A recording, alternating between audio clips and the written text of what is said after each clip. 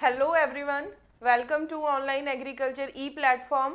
आज की जो हमारी क्लास है, क्लास के सभी जो क्वेश्चंस होंगे जो हम यहाँ पे डिस्कस करेंगे उसकी पीडीएफ ऑनलाइन एग्रीकल्चर के टेलीग्राम ग्रुप पे आपको मिल जाएगी और वहाँ पे ऑलरेडी काफ़ी क्विज चल रही है topic wise and subject wise, तो आप लोग जाके वहाँ पे भी क्वेश्चंस को रीड आउट कर सकते हैं और अपनी तैयारी को आगे बढ़ा सकते हैं। हमारा आज का जो फर्स्ट क्वेश्चन है वो देखिएगा क्या है। Who is also known as father of soil testing technique. यहाँ पे देखिए क्या लिखा है, सॉइल टेस्टिंग टेक्निक के बारे में लिखा है।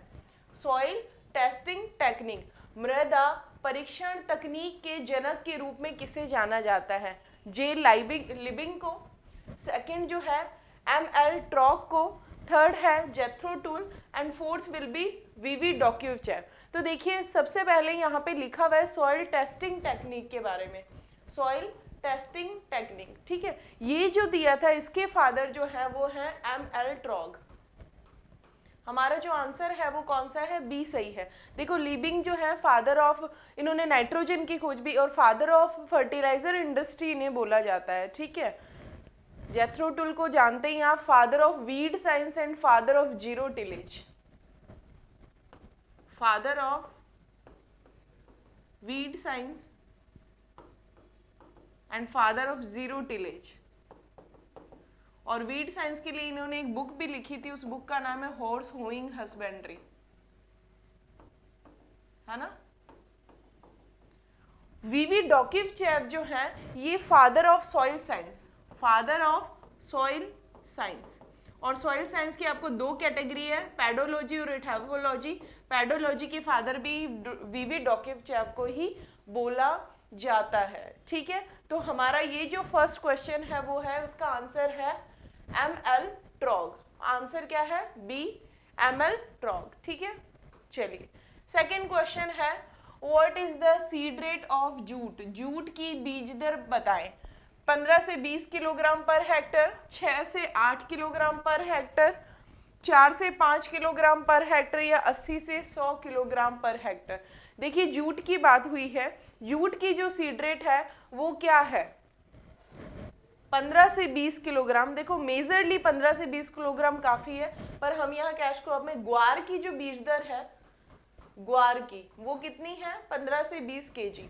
4 से 5 अगर बात की जाए तो बाजरे की, ठीक है। 80 से 100 नॉर्मल देखा जाए तो धान है, गेहूं है, जौ है, इनकी जो बीज दर होती है वो ये होती है। बची 6 to 8 केजी, ये हमारा आंसर है। यानी जूट की जो सीड रेट है वो कितनी है? 6 to 8 केजी। कितनी है? 6 to 8 केजी। देखिए थर्ड क्वेश्चन है हमारा, round up is the trade name of which herbicide. Round up वह व्यापारिक नाम कौन से शाकनाशी का है? सबसे फर्स्ट है पेंडिमिथिलिन, सेकंड है ग्लाइफोसेट, थर्ड है ब्यूटाक्लोर और फोर्थ है एलाक्लोर। बताएं जो नाम है राउंड अप, ये ट्रेड नाम किसका है? देखिए एलाक्लोर की बात करें, एलाक्लोर का जो ट्रेड नाम है वो क्या है? लासो। क्या है? लासो। और सेकंड नंबर ऑप्शन है ब्यूटाक्लोर। ब्यूटाक्लोर का जो मार्केट में ट्रेड नाम है वो है मचेटी, ठीक है। बड़ी ही ब्यूटा है तो क्या मचेटी इसका नाम है। पेंडिमिथिलिन का क्या है? स्टॉर्म। क्या है? स्टॉर्म। बचा राउंड अप। राउंड अप जो है वो किसका ट्रेड नेम है? वो ट्रेड नेम है ग्लाइफोसेट का। क्या किसका है? ग्लाइफोसेट का। क्लियर हुआ? ग्लाइफोसेट का जो ट्रेड नेम है वो राउंड अप है। पेंडिमिथिलिन जो है वो किसका है? उसका ट्रेड नेम क्या है? स्टॉर्म है। और जब बात करते हैं एलाक्लोर का, एलाक्लोर का लासो है और ब्यूटाक्लोर का जो है वो है मचेटी, ठीक है। चारों के ट्रेड नेम याद हो गए। नेक्स्ट देखिएगा, optimum temperature for tuberization of potato. ये क्वेश्चन भी बड़ा अच्छा है। जब पोटैटो का ट्यूबर फॉर्मेशन होता है, ट्यूबराइजेशन होता है, कंद का निर्माण होता है, उस समय जो टेम्परेचर रिक्वायरमेंट होती है वो कितनी होती है? आलू के कंदीकरण में इष्टतम तापमान कितना होता है? 10 से 15 डिग्री सेल्सियस, 15 से 20 डिग्री सेल्सियस या 5 से 10 डिग्री सेल्सियस या नन ऑफ दीज। चारों में से जो ऑप्टिमम रेंज है, आसान है काफ़ी पहचानना कि ऑप्टिमम रेंज जब फॉर्मेशन हो रहा है, ट्यूबर्स का, तो कितनी चाहिए, कितना टेम्परेचर होना चाहिए, 15 से लेके 20 डिग्री सेल्सियस ऑप्टिमम क्या होना चाहिए, टेम्परेचर होना चाहिए at the time of tuberisation, जब ट्यूबर का फॉर्मेशन होता है। अगर ये टेम्परेचर नहीं हुआ, इससे कम, ज़्यादा या इन फ्लक्चुएशन हुआ, तो आपको पता है जो ट्यूबर का फॉर्मेशन है यानी कंद का जो निर्माण है उसमें क्या होती है, बाधा पैदा होती है ना, यानी फॉर्मेशन जो होता है ट्यूबर का वो इतने अच्छे से नहीं हो पाता है। ठीक है, नेक्स्ट क्वेश्चन देखिए क्या है, spike tooth harrow is which kind of implement. Spike tooth harrow है किस प्रकार का यंत्र है। ठीक है, फर्स्ट प्राइमरी टिलेज का पार्ट है ये, सेकेंडरी टिलेज का है, both primary and secondary tillage implement है या फिर इंटरकल्चरल इम्प्लीमेंट है।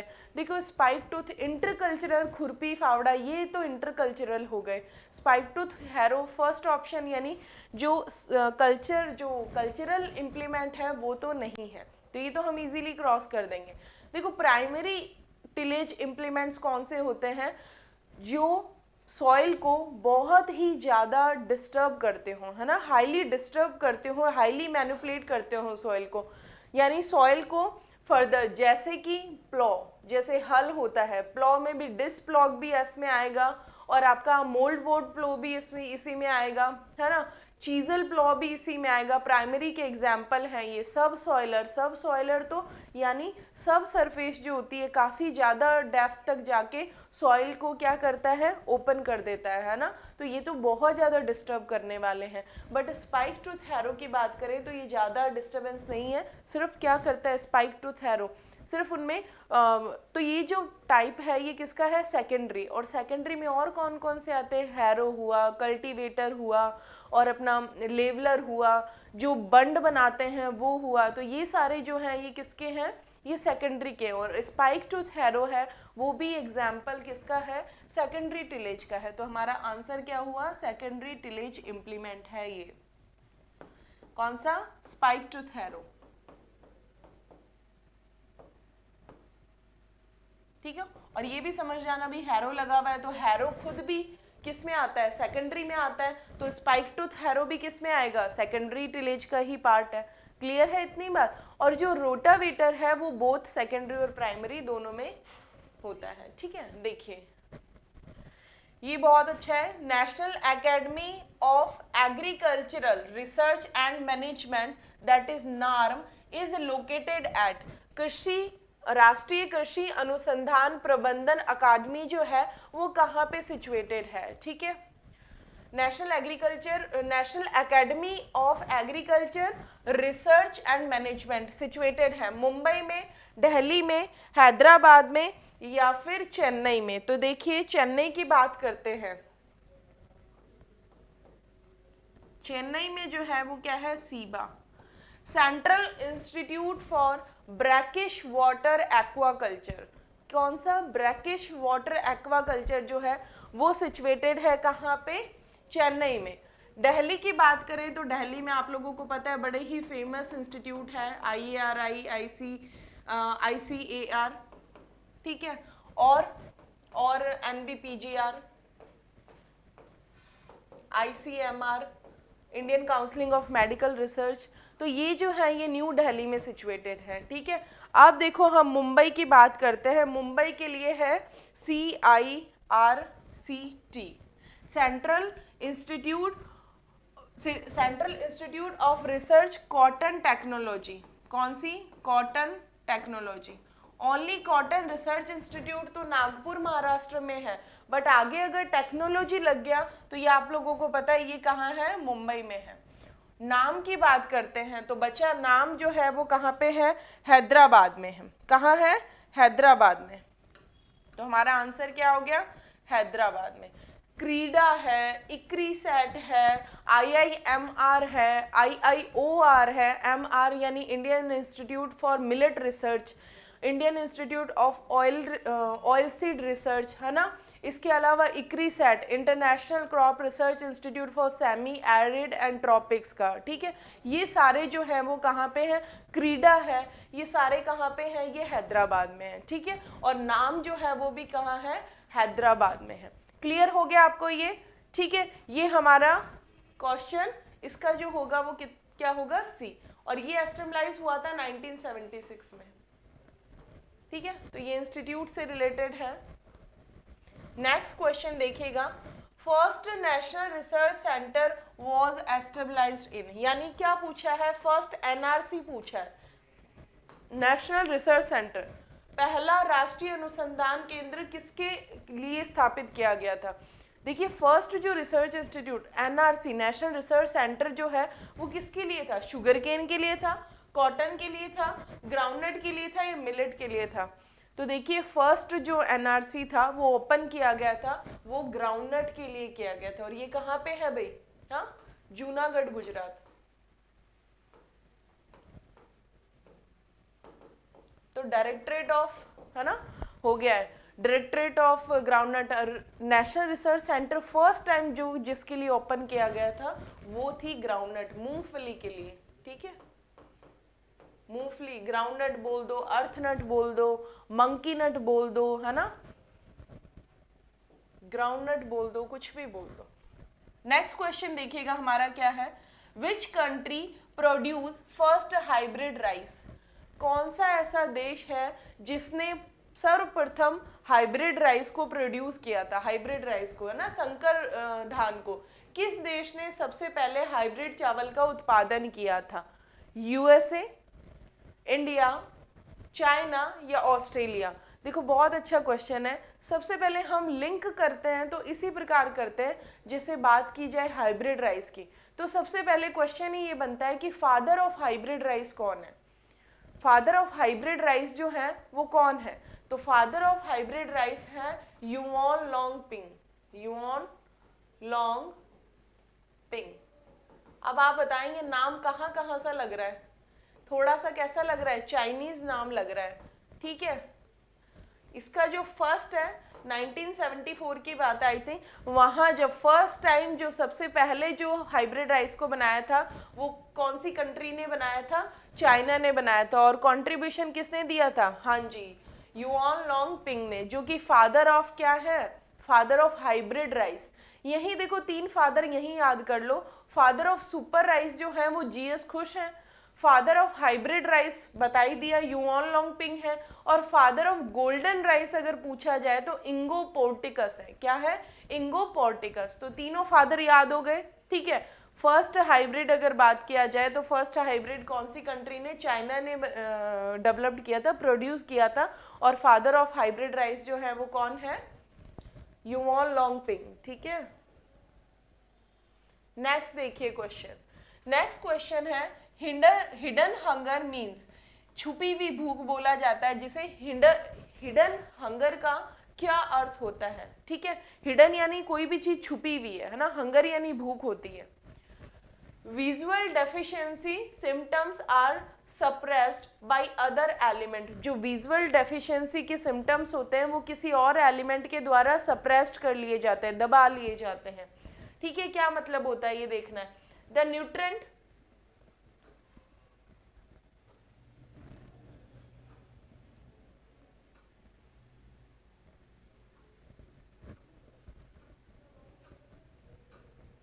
हाँ जी, the nutrient is not deficient but apartly seems to be deficient, कोई भी न्यूट्रेंट है वो डिफिशिएंट नहीं है बट ऐसा शो हो रहा है पार्टली कि डिफिशिएंटली है, ठीक है।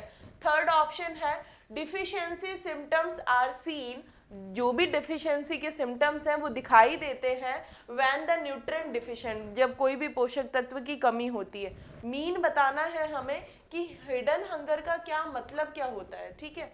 फिर है severe yield reduction may occur without appearance of deficiency symptoms, कि सीवियर इल्ड में क्या होता है, डिटोरिएशन होता है, डिक्रीज हो जाती है इल्ड। और फिर क्या होता है, अकर विदाउट अपीयरिंग्स ऑफ डिफिशियंसी सिम्टम्स, कि कोई भी सिम्टम्स विजिबल नहीं होते हैं, दिखाती नहीं है। हिडन का मतलब छुपा हुआ, इसमें यही होता है। जो इसका आंसर है वो कौन सा है, डी राइट है, डी आंसर, कि सीवियर इल्ड में रिडक्शन होगा may occur without appearance of deficiency symptoms. कोई भी जैसे फसल जो है वो क्या करेगी, अचानक पहले कोई सिम्टम्स नहीं शो करेगी, क्योंकि हम पढ़ते हुए आ रहे हैं न्यूट्रेंट में कि जब कोई भी पोषक तत्व में न्यूट्रिशन की डेफिशिएंसी होती है तो वो सिम्टम शो करता है। नाइट्रोजन की है तो येलोइंग लीफ होगी, लोअर होगी या ऊपर होगी, मिडल होगी, सारी चीज़ें हम पढ़ते हैं, ठीक है। फॉस्फोरस की अलग। हिडन हंगर मतलब न्यूट्रेंट की डेफिशिएंसी है प्लांट में, कोई ना कोई प्रॉब्लम है, बट वो शो नहीं करता है। शो कब होगी, लास्ट में, यानी छुपी हुई बैठी है वो, लास्ट में जब फाइनल जब हमारी यील्ड आएगी तो यील्ड में बहुत ही ज़्यादा क्या होगा, सीवियर डिक्रीज हो जाएगी, ठीक है, रिडक्शन हो जाएगा। तो वो जो होता है वो हिडन हंगर होता है। इसलिए हम जो इंडिकेटर प्लांट्स होते हैं उनको, न्यूट्रेंट इंडिकेटर्स प्लांट होते हैं, उनको ग्रो भी करते हैं, ठीक है, ताकि पता लग जाए। क्लियर है, ये इंपॉर्टेंट क्वेश्चन है। तो सीवियर यील्ड रिडक्शन अगर विदाउट अपीयरेंस ऑफ डेफिशिएंसी के कोई सिम्टम्स नहीं दिखाई देते, ठीक है। नेक्स्ट जो क्वेश्चन है हमारा, देखिएगा क्या है, number of leaves considered as optimum for transplanting rice seedling is. धान की रोपाई के लिए इष्टतम पानी मानी जाने वाली पत्तियों की संख्या है। देखो, जब हम धान की, सबसे पहले हमने देखा भाई धान की ट्रांसप्लांटिंग की जाती है, डिफरेंट मेथड है धान में नर्सरी राइज करने के, ट्रांसप्लांटिंग के टाइम भी अलग अलग होते हैं। जैसे देखा जाए वेट बेड नर्सरी है, ड्राई बेड नर्सरी है, डपॉग मेथड है, फिर आप लोगों का जो बहुत ही इंटेंसिव है जैसे सिस्टम ऑफ राइस इंटेंसिफिकेशन बोलते हैं, जो मेडागास्कर से डेवलप हुआ है ना। तो ये सारे क्या है, मेथड है नर्सरी के। तो इसने बोला है कि ट्रांसप्लांटिंग होने सब में अलग अलग टाइम है। जैसे वेट बेड की अगर हम बात करते हैं, गीली क्यारी नर्सरी की बात करते हैं, तो वहाँ जैसे हमने आज बोया है तो उसके 25 दिनों के बाद हम क्या करेंगे, नर्सरी से हमारे खेत में पौधों को प्रत्यारोपण करेंगे, यानी ट्रांसप्लांटिंग करेंगे, ठीक है। इन केस हम ड्राई बेड में तो वहाँ पे 30 से 35 दिन लग जाते हैं। डेपॉग मेथड की बात करें तो 11 से लेके 13 दिन के अंदर या 14 दिन के अंदर हम प्लांट को क्या करते हैं, ट्रांसप्लांटिंग करने के लिए रेडी हो जाते हैं प्लांट, ठीक है। तो ये क्या है, ये एक डिफरेंस है कि टाइम, सबका टाइम जो स्लॉट है वो अलग अलग है। सेम अब देखिएगा, अगर किसी फार्मर को नहीं पता कि भी डेज में कितने में करना है तो वो कैसे शो होते हैं, 1 to 2 लीव्स पे ट्रांसप्लांटिंग करते हैं, 2 to 3 पे करते हैं, 3 या 4 पे करते हैं, या 5 to 7। अब ये क्या है, पत्तियां, यानी एक पौधे पे 3 से 4 पत्तियां होती हैं, तब वो उपयुक्त समय होता है ट्रांसप्लांटिंग करने का। तो जो हमारा आंसर है वो क्या है, 3 to 4 लीव्स, 3 से 4 पत्तियां। इस स्टेज पे क्या करते हैं, हम पौधे को ट्रांसप्लांट करते हैं नर्सरी से राइस की जो सीडलिंग्स है वो फील्ड में क्या होने लग जाएंगे, ट्रांसप्लांटिंग करने योग्य हो जाएंगे जब उन पे 3 से 4 लीव्स आ जाएंगे, ठीक है। तो ये जो है ये स्टेज है, सारे डिफरेंट होते हैं, बट कॉमन अगर बोला जाए कि number of leaves consider as optimum for transplanting rice seedling, तो वो 3 to 4 लीव्स के बाद है, ठीक है। तो आज के जो हमारे क्वेश्चंस थे वो यहीं कंप्लीट होते हैं, ठीक है। होप सो आपको अच्छे लगे होंगे, और इसकी पीडीएफ जैसा कि मैंने आपको बताया वो ऑनलाइन एग्रीकल्चर के टेलीग्राम ग्रुप पे मिल जाएगी। Thank you.